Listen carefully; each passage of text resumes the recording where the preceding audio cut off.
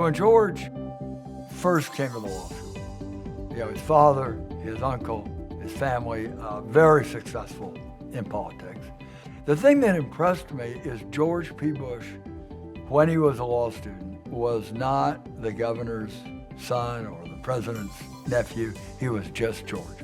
One time we were in a restaurant and we noticed that the manager was looking very carefully at us, particularly at George. And within a few days after that, a little blurb came out in the paper that said that George Bush had been spotted at a restaurant with some very serious looking lawyer types. And I thought, really, what was he doing down there? And then I realized, wait a minute, I was in that group. I didn't know really necessarily what to expect, and I was very impressed, as I say, by how interested he was in the position and how he wanted to do a very good job.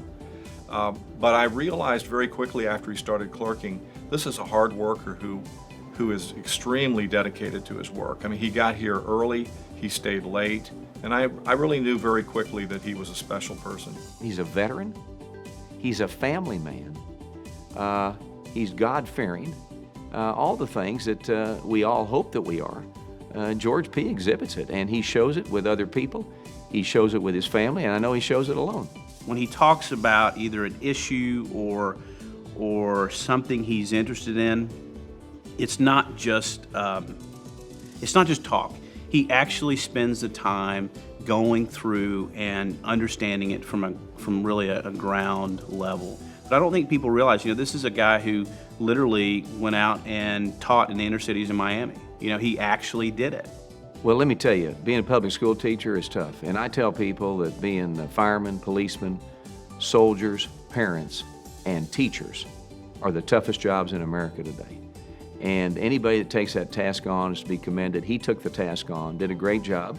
And again, it's going to be a notch in his belt of history that he can rely on when he makes these tough decisions. When I was in Austin a few months ago to swear him in as land commissioner, which was a privilege that I enjoyed very much, he said to me, "Judge, I am ready to get to work. I want to get to work." He's got a smile on his face, but he's smart, he understands his role, and he's doing and going to do a fabulous job for the people of Texas. The Distinguished Young Alumnus Award that George P. Bush is getting at is very well deserved. It's for his accomplishments. He has statewide office.